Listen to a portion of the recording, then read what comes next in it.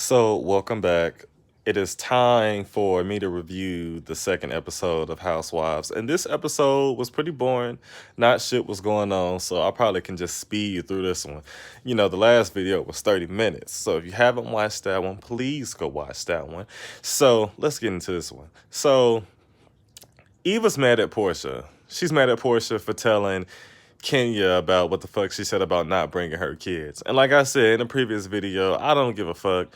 You know, that's her children. If she don't want to bring her kids to Kenya's party, then she ain't got to bring her kids to Kenya's party. However, I still feel like, bitch, if you felt that way about Kenya, then maybe you shouldn't have brought your ass.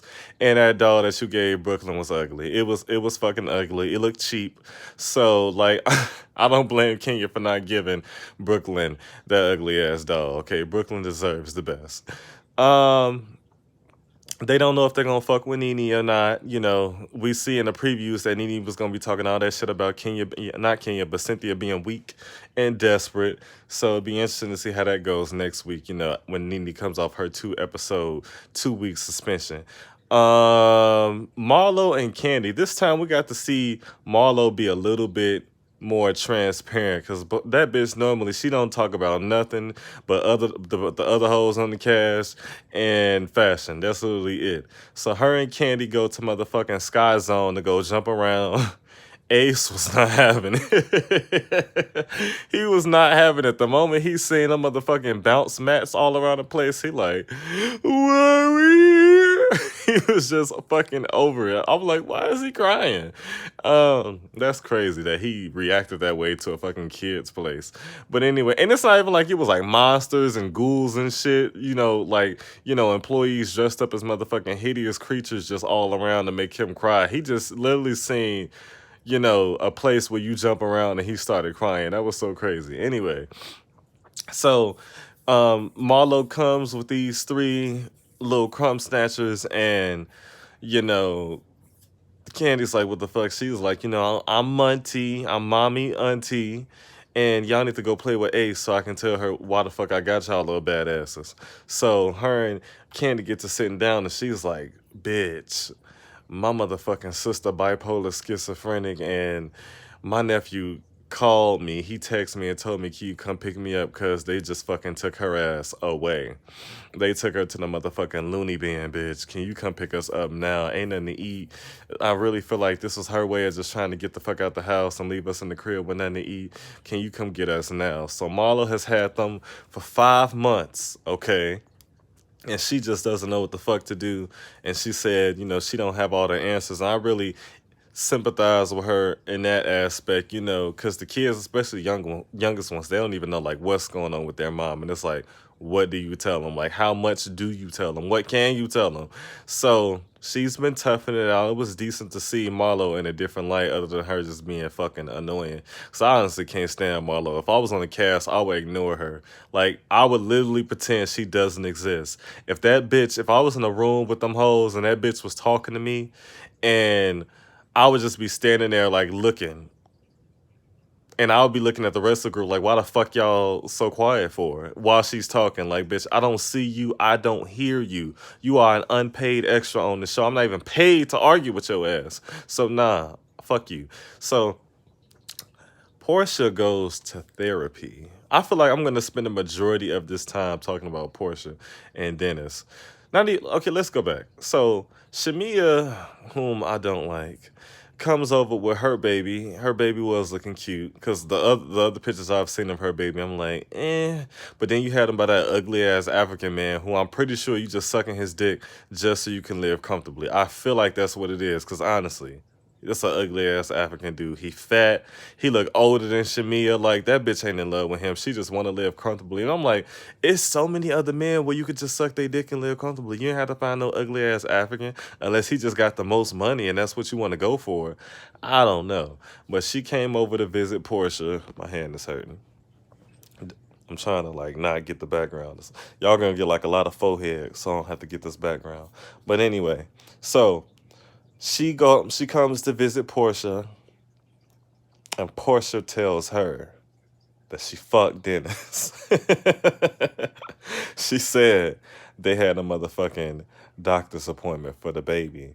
And then he just stayed over and they started drinking and they started watching a show. And he just there and there and there. And she was a little lit. So they started fucking. I'm like, bitch, please. No, no, no. After the doctor's appointment, we going our separate ways. You going to your home, I'm going to my home with my baby. You ain't coming over here to watch shit with me, and we ain't about to have no motherfucking drink. Like a drink, Portia? Like Portia literally just wanted some dick. And I'm like, I would have went and got motherfucking what was homeboy? Um Oliver, wherever the fuck she met him, I would have called Oliver. I would have called Todd. I would have called somebody whom I had already fucked before to come over and break me off. Cause you and motherfucking Dennis are not married, okay? I don't know if y'all still engaged. At the time, at least. I don't know what's going on with y'all. But you could have definitely fucked somebody else other than this philandering ass bitch. But whatever the case, she fucked this man. And she's worried about sending the wrong signal to this man because he gave her a kiss on the cheek, leaving out. And I'm like, no! No fucking kiss on the cheek with your fat stomach. Just get out. So she fucked this man, and then she went to therapy with this man. And she said that he had started crying. He was just bawling tears all over the fucking place because, of his guilt for cheating on her and all of that shit. And I'm just like, look, I'm not buying it. And Portia, like, after the fact, she called up Lauren, and so her and Lauren can cry together. I'm like, see, this is what bothers me about women. This what really bothers me about women. And it's the estrogen. I don't know. I just need y'all to say fuck that estrogen and fuck these emotions behind these sorry ass toenail biting, ashy knuckle ass niggas. Fuck these niggas. Like, don't be sitting up here. It's just like you sit up here and you get with a man.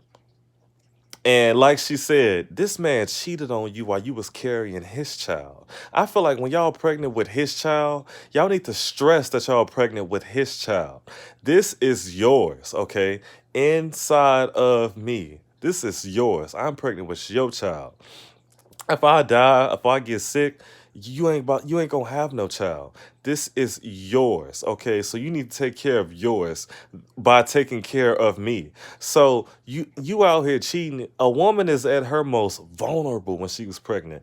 I know this for a fact. I know y'all don't feel sexy. Y'all ache, y'all sore all fucking day. Nothing is normal about y'all. And y'all got this nigga's baby up in here fucking performing at the goddamn Olympics inside of y'all.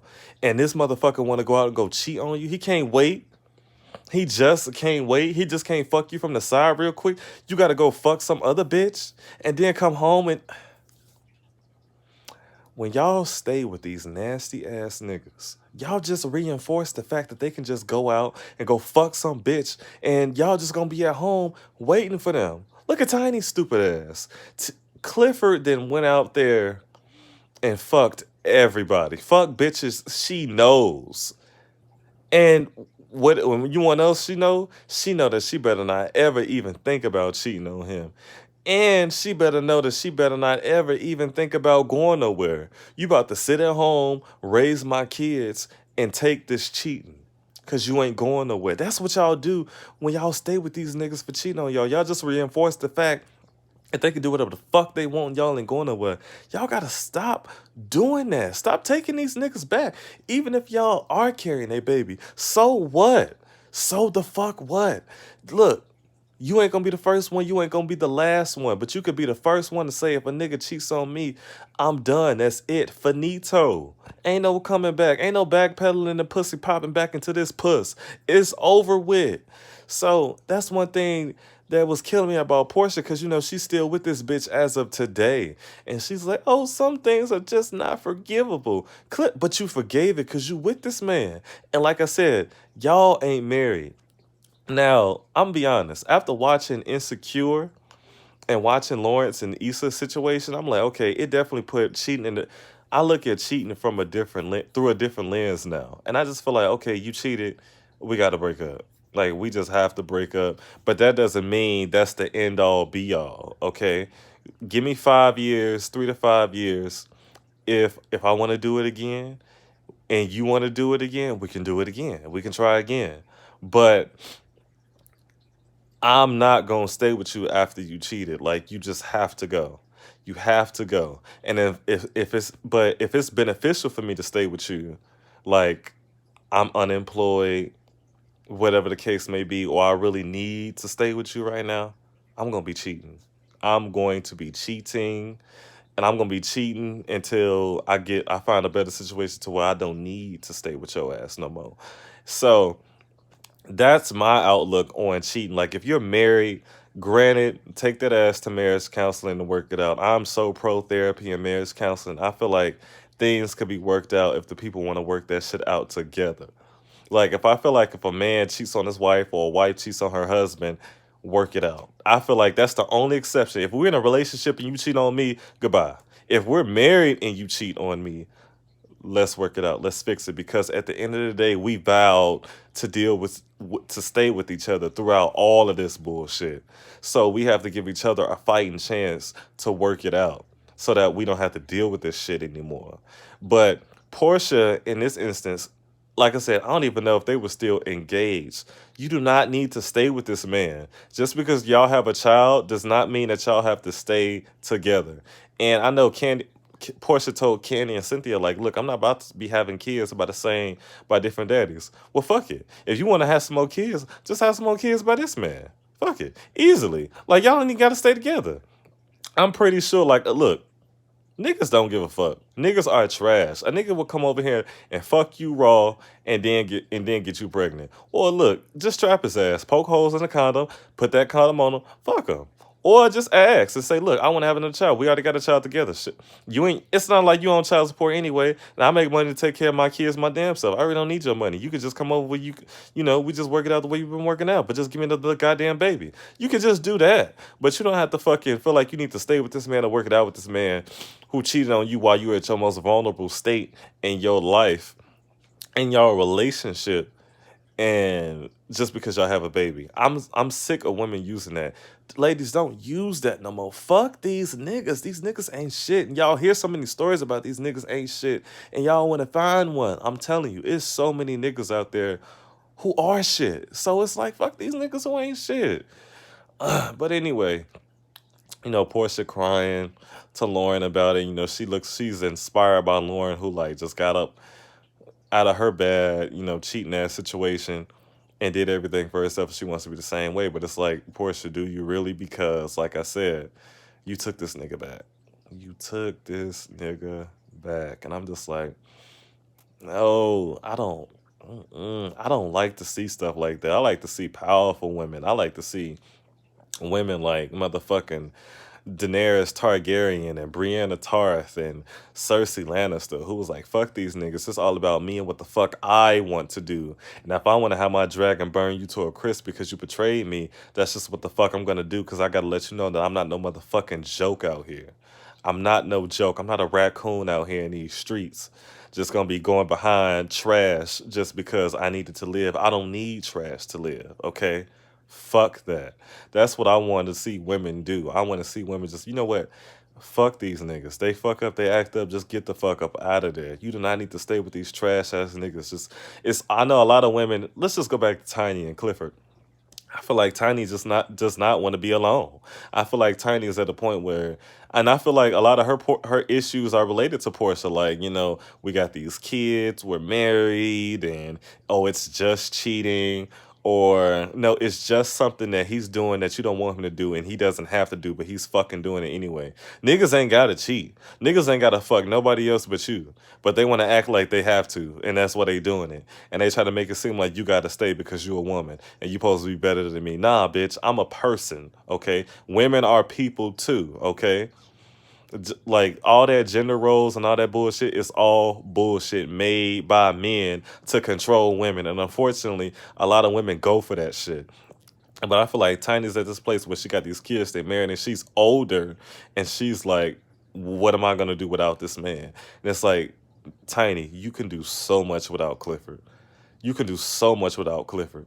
You can fucking you already got your own money. You already are established. You could honestly he's holding you back because Escape is popping.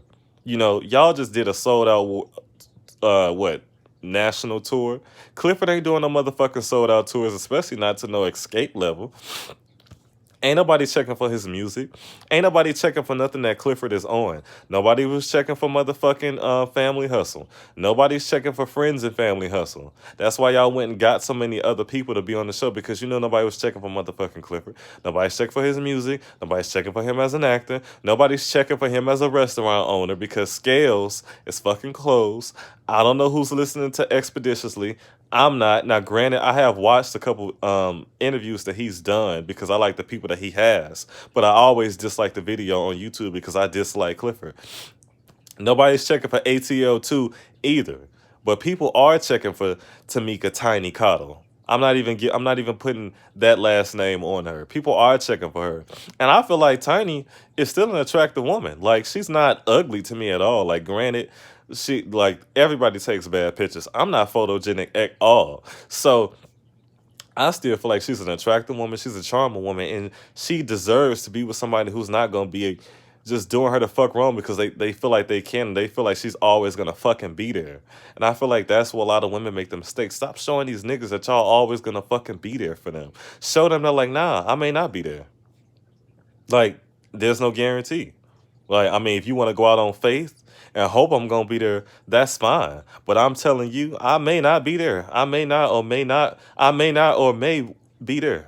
But it ain't no guarantee. And if I ain't there, then you just gonna have to figure it out on your own, buddy. Cause look, for every person that like is gonna do you wrong, for every person that don't want you, there's so many others that do. Trust me. There's so many others that do. But that's enough on Portia and her shit. But I feel like this episode, oh yeah, King is mad at Eva, and she was a little annoyed with Cynthia because she feels like Cynthia is taking Eva's side. But I feel like, look, if she agrees with that bitch, she agrees with that bitch. Like she said, she don't really know you like that. And like she said, if she don't want to bring her children around you, she don't have to fucking do that. And Kenya, it's like, okay, you cannot be mad because one person like Cynthia agrees with someone else and not you. Because you're not always right either. I mean, I'm pretty sure you starting off cool this season with me at least. But I'm pretty sure somewhere along the line, you're gonna be doing some whole shit also. So you can't be getting mad at Cynthia because Cynthia is defending evil or because she's not on your side because it's not her job to always be pro you all the fucking time. If she doesn't find an issue with it, then she just doesn't. You just gotta be like, okay, whatever, bitch. I know not to talk about this with you no more. And just leave it at that. And just leave it at that. But I think it's gonna be real interesting between Eva and Kenya because Eva's not backing down. And I feel like I feel like Kenya may resort to all her bullshit antics that literally had her on the bottom of people's foot for years because I've never fucking liked Kenya at all. Even when Apollo admitted that he lied, I didn't even care because at the end of the day, she was being inappropriate with someone else's husband. She did continue to talk to him after Phaedra told her to stop talking to him. She has done a lot of hoe shit, so I don't know. But this episode was kind of a snooze. It really was a snooze. Like, I don't have much to talk about on this one. But next one, Nene will be making her return. Hopefully that'll spice it up. We'll see what was going on. But lastly, I do want to say um that normally when they do the opening credits and they're introducing all the women, they've always done Nene first because she was like the star of the show. And this time she was at the end, which is still fitting. Like you say the best for last or you introduce the best first. Like either way, it's fine. But what I will say, one thing that I noticed is that she was not in the middle when they were all, standing next to each other holding the peaches. They've normally always had, let's see, I want to say the third season, they've always had Nene in the middle because she was like, the star. Then when she left, they put Candy in the middle because Candy was now then the star of the show. Like she was, the one who was the most popping. And then when Nene came back, they had Candy and Nene in the middle. And now they have Nene on the far right. I'm like, wow. And that's funny. But I will say the theme that they had with the white dresses, the gold dresses, and the yellow dresses, I think that's beautiful. Like they all look stunning on the intro. So I thought that was really dope because before everybody wears black. And it's been like that for years. Like what the fuck is everybody wearing black dresses like for a funeral? Like this ain't no funeral.